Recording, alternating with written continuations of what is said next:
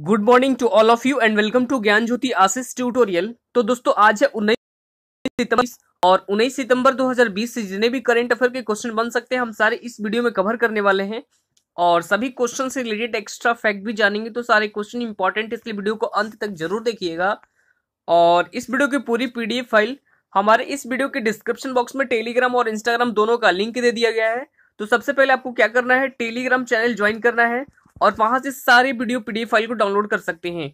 और साथ ही साथ अगर आपको साइंस टॉप 30 का भी पीडीएफ चाहिए तो उसका भी लिंक हमारे इस वीडियो के डिस्क्रिप्शन बॉक्स में मिल जाएगा, या फिर उसे भी जाकर डायरेक्ट टेलीग्राम ग्रुप से प्राप्त कर सकते हैं। ठीक है, तो चलिए शुरू करते हैं। और अभी तक हमारे इस चैनल पर नए हैं तो हमारे इस चैनल को जरूर से जरूर सब्सक्राइब कर लीजिए और बेल आइकन को प्रेस जरूर कीजिए ताकि हमारे किसी भी नए वीडियो की नोटिफिकेशन आपके पास जल्द से जल्द पहुंच जाए। ठीक है, तो चलिए शुरू करते हैं। और यहाँ पे जो भी आज के टोटल हमारे पास इंपॉर्टेंट क्वेश्चन होंगे वो आपके एग्जाम्स के लिए तो इंपॉर्टेंट होंगे ही, और जिस भी क्वेश्चन से रिलेटेड एक्स्ट्रा फैक्ट निकल के आएंगे वो आपको नोट करते चलना होगा। ठीक है, क्योंकि एक्स्ट्रा फैक्ट बिल्कुल मस्ट होता है। और यहाँ पे मैं आपको ये भी बता दूं कि लगभग लगभग 4 या 5 क्वेश्चनों का आपको आंसर मिल जाता है। ठीक है, एक क्वेश्चन से 4 या 5 क्वेश्चन को आंसर भी मिल जाता है, इसलिए एक्स्ट्रा फैक्ट्स पर फोकस बनाए रखने के साथ साथ आपको क्वेश्चन के ऊपर भी फोकस बनाए रखना है। ठीक है, तो चलिए शुरू करते हैं। देखेंगे पहला क्वेश्चन आपके स्क्रीन के ऊपर ये है। पहला क्वेश्चन ये है कि हाल ही में वीडियो कॉन्फ्रेंसिंग के माध्यम से आईबीएसए के विदेश मंत्रियों की अध्यक्षता किसने की है? तो इसकी अध्यक्षता की गई है एस जयशंकर जी के द्वारा। किसके द्वारा? एस जयशंकर जी के द्वारा। राइट आंसर ऑप्शन नंबर यहाँ पे ए हो जाएगा। ठीक है, एस जयशंकर जी के द्वारा। और यहाँ पर जो टर्म लिखा हुआ है, टर्म क्या है हमारे पास? आईबीएसए। तो सबसे पहले इसकी फुल फॉर्म क्या होती है, यानी कि इसकी फुल फॉर्म होगी इंडिया, ब्राजील, साउथ अफ्रीका। मतलब कि ये 3 कंट्री को यानी फॉर्म किया गया है और इसी की वर्चुअली बैठक आयोजित की गई थी। ठीक है, जिसका पर्पस ये था कि तीनों देशों के बीच अंतरराष्ट्रीय संबंधों को मजबूत बनाया जा सके, और इसी बैठक की अध्यक्षता की गई है एस जयशंकर जी के द्वारा। ठीक है, और एस जयशंकर जी जो कि प्रेजेंट टाइम में हमारे विदेश मंत्री हैं। क्या है? प्रेजेंट टाइम में हमारे क्या है? विदेश मंत्री हैं एस जयशंकर। तो ये भी आपको याद रखना होगा। और ये गुजरात से राज्यसभा सांसद भी हैं। ठीक है, अब तो विदेश मंत्री तो ये है एस जयशंकर जी, लेकिन विदेश राज्य मंत्री कौन है? तो विदेश राज्य मंत्री ये है मुरलीधरन, वी मुरलीधरन। और विदेश सचिव कौन है? तो ये है हर्षवर्धन श्रृंगला। ठीक है, तो ये सारे ही आपको याद रखने होंगे। ठीक है, आगे बढ़ते हैं हमारे पास second number question. Question number 2 आपके स्क्रीन के ऊपर ये कि हाल ही में गुजरात के किस शहर में आयुष क्षेत्र में भारत का पहला राष्ट्रीय संस्थान कहाँ स्थापित किया जाएगा? तो इसका ये अभी हाल ही में यानी स्थापित किया जाएगा कहाँ पे? यानी जामनगर, गुजरात में। राइट आंसर क्या हो जाएगा? ऑप्शन नंबर सी हो जाएगा, जामनगर, गुजरात में। और यहाँ पर जो टर्म लिखा हुआ है, टर्म हमारे पास क्या है? टर्म एक लिखा गया है आयुष। तो यहाँ पे आयुष की सबसे पहले आपको फुल फॉर्म याद रखना होगा। ठीक है, आयुष, AYUSH। ठीक है, आयुष की फुल फॉर्म आपके एग्जाम में पूछा जा सकता है। तो इसकी फुल फॉर्म होती है आयुर्वेदा, योगा, नेचुरोपैथी, यूनानी, सिंध एंड होम्योपैथी। ठीक है, और प्रेजेंट टाइम में हमारे आयुष मंत्री ये कौन है? तो ये है श्रीपद यशो नायक, और इनकी कॉन्स्टिट्यूंसी नॉर्थ गोवा। और ये भारत का पहला राष्ट्रीय संस्थान होगा जो कि आयुष क्षेत्र का होगा। ठीक है, यही स्थापित किया जाएगा जामनगर, गुजरात में। तो ये भी आपको याद रखना होगा। आगे बढ़ते हैं हमारे पास 3 नंबर क्वेश्चन। क्वेश्चन नंबर 3 आपके स्क्रीन के ऊपर है कि हाल ही में एशिया गेम्स चेंजर अवार्ड से किसे सम्मानित किया गया है? तो ये अभी हाल ही में सम्मानित किए गए हैं विकास खन्ना का। राइट आंसर ऑप्शन नंबर यहाँ पे ए हो जाएगा। ठीक है, विकास खन्ना का। ठीक है, और क्यों सम्मानित किया जाएगा? तो आप लोगों ने एक नाम सुना होगा, नाम यहाँ पे मैं लिख दे रहा हूं, फूड मूवमेंट। ठीक है, फूड मूवमेंट और फीड इंडिया। ठीक है, फीड इंडिया, इन दोनों का ही आपने नाम सुना होगा। और तो इस फीड इंडिया के माध्यम से कोविड-19 महामारी के बीच भारत में लाखों लोगों को खाना खिलाने के लिए इन्हें सम्मानित किया गया है एशिया गेम्स चेंजर अवार्ड से। तो ये चीज आपको याद रखना होगा, ठीक है। आगे बढ़ते हैं हमारे पास 4 नंबर क्वेश्चन। क्वेश्चन नंबर 4 आपके स्क्रीन के ऊपर ये है, हाल ही में वर्ल्ड बैंक द्वारा जारी किए गए मानव पूंजी सूचकांक में सूचकांक 2020 में भारत कौन से स्थान पर रहा है। तो अपना देश भारत ये है 116वें स्थान पर। कौन से स्थान पर है? 116वें स्थान पर क्या है? अपना देश भारत है, ठीक है। और टोटल कितने कंट्री के बीच ये रिपोर्ट जारी की गई है? तो ये रिपोर्ट जारी किया गया है कुल 174 कंट्रीज के, ठीक है। टोटल 174 कंट्रीज के बीच ये रिपोर्ट जारी की गई है। रिपोर्ट किसके द्वारा जारी की गई है? तो ये जारी की गई है यहाँ पे वर्ल्ड बैंक के द्वारा, ठीक है। वर्ल्ड बैंक के द्वारा मानव पूंजी सूचकांक 2020 में, ठीक है। भारत का कौन सा स्थान रहा है? तो भारत का 116 स्थान पे है। किस और टोटल कितने देशों में? तो 174 देशों में, ठीक है। तो ये चीज आपको याद रखना होगा। और जिसमें अपना देश भारत की रैंकिंग 116 है। तो टॉप किसने किया है? तो टॉप पर यानी पहले स्थान पर है आपको सिंगापुर, ठीक है। सिंगापुर क्या है? पहले स्थान पर है। तो आइए सबसे पहले यहाँ पे हम बात करेंगे आज वर्ल्ड बैंक के बारे में, यानी विश्व बैंक के बारे में आज हम जान लेते हैं कुछ यहाँ पे, क्योंकि सिंगापुर के बारे में तो हम रोज ही जानते हैं, ठीक है। तो वर्ल्ड बैंक, तो इसकी स्थापना कब की गई थी? तो इसकी स्थापना की गई थी 1944 में, लेकिन इसका जो संचालन हुआ था ना वो 1945 ईस्वी में हुआ था, ठीक है। ये चीज आपको याद रखना होगा। और इसका हेडक्वार्टर वाशिंगटन डीसी में स्थित है। और प्रेजेंट टाइम में इसके अध्यक्ष कौन है? तो इनका नाम है डेविड मलपास। तो ये भी आपको याद रखने होंगे, ठीक है। वर्ल्ड बैंक से रिलेटेड सारे एक्स्ट्रा फैक्ट्स। आगे बढ़ते हैं हमारे पास 5 नंबर क्वेश्चन। क्वेश्चन नंबर 5 आपके स्क्रीन के ऊपर ये है, हाल ही में किस बैंक ने अपना घर ड्रीमर्स होम लोन योजना का शुभारंभ किया है? तो इसकी शुरुआत अभी हाल ही में की गई है आईसीआईसी होम फाइनेंस के द्वारा। राइट आंसर क्या हो जाएगा? ऑप्शन नंबर बी हो जाएगा, ठीक है। और इस योजना के अंतर्गत 2 लाख रुपए से, आपको यहाँ पे डिटेल में समझना होगा, 2 लाख रुपए से 50 लाख रुपए तक का लोन यानी प्रोवाइड कराया जाएगा। और इससे ज्यादा मतलब इसमें ज्यादा डॉक्यूमेंट की कोई जरूरत नहीं पड़ेगी, ताकि इजीली इस योजना का लाभ कोई भी उठा सके, ठीक है। और इसी की शुरुआत की गई है आईसीआईसी होम फाइनेंस के द्वारा। और यहाँ पे सबसे पहले हम यहाँ पे बात करेंगे आईसीआईसी के बारे में। तो इसकी फुल फॉर्म क्या होती है? फुल फॉर्म यहाँ पे आपको नोट कर लेना होगा, industrial credit and investment corporation of India. और इसकी स्थापना हुई थी 1994 में। 1994 में आईसीआईसी बैंक की स्थापना की गई थी। और इसका हेडक्वार्टर मुंबई महाराष्ट्र में स्थित है, ठीक है। मुंबई महाराष्ट्र में स्थित है। और प्रेजेंट टाइम में इसके चेयरमैन कौन है? तो ये है गिरीश चंद्र चतुर्वेदी।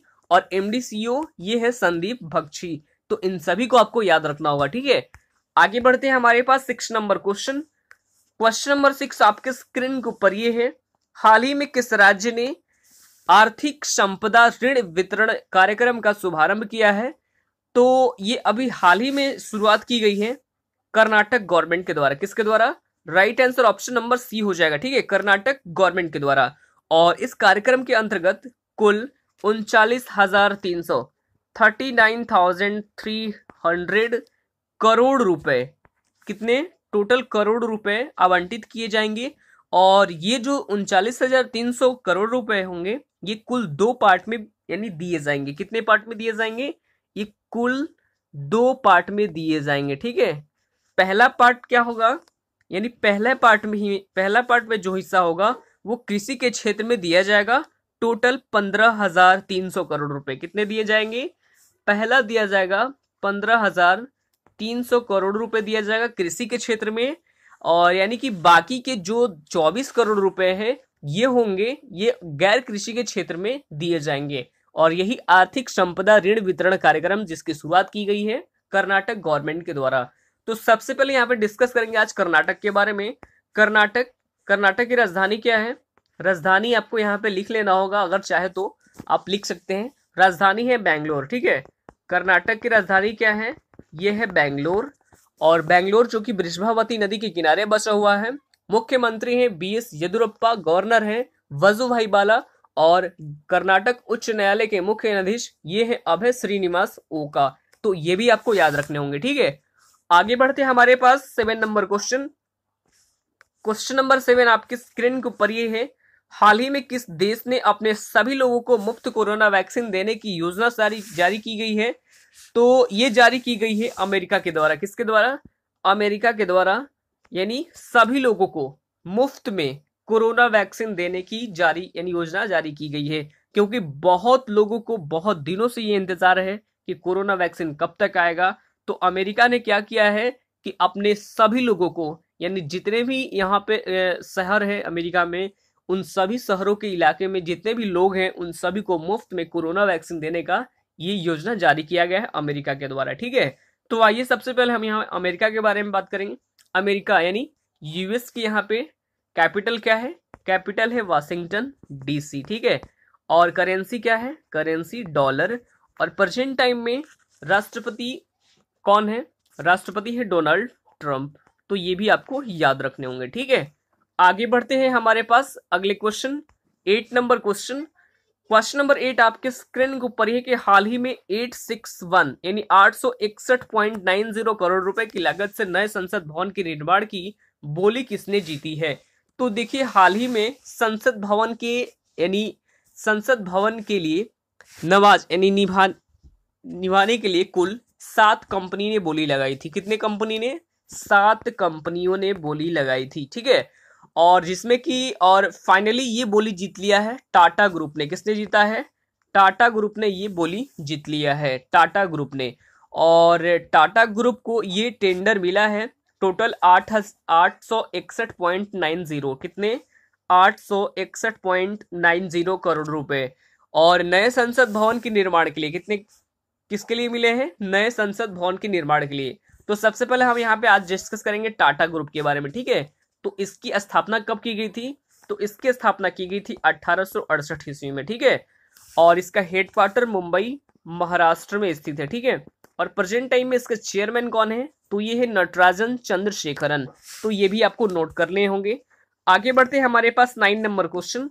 क्वेश्चन नंबर 9 आपके स्क्रीन के ऊपर ये है कि हाल ही में IMD के स्मार्ट सिटी इंडेक्स 2020 में किस शहर ने टॉप किया है? तो यहाँ पर जो टर्म लिखा हुआ है IMD, इसकी फुल फॉर्म क्या होगी? फुल फॉर्म सबसे पहले आपको जानना बहुत जरूरी है। ठीक है, IMD institute for management development, जिसके द्वारा ये रिपोर्ट की गई है। और इसके अनुसार स्मार्ट सिटी इंडेक्स 2020 में टॉप पर रहा है सिंगापुर। पहले स्थान पर कौन है? सिंगापुर जो है ये क्या है? पहले स्थान पर है। ठीक है, और दूसरे स्थान पर कौन है? दूसरे स्थान पर है हेलेंस्की, जो है वो है आपको दूसरे स्थान पर। तीसरे स्थान पर है ज्यूरिख। तो इन तीनों के ही बारे में आपको याद रखना होगा। ठीक है, और तो सबसे पहले यहाँ पे टॉप किसने किया है? टॉप किसने किया है? सिंगापुर। तो यहाँ पर सिंगापुर के बारे में डिस्कस कर लेते हैं। ठीक है, सिंगापुर की कैपिटल क्या है? तो ये है सिंगापुर सिटी। सिंगापुर की कैपिटल सिंगापुर सिटी। करेंसी है सिंगापुर डॉलर। और यहाँ के प्रेजेंट टाइम में प्राइम मिनिस्टर बनाए गए हैं, इनका नाम है ली शुन लुंग।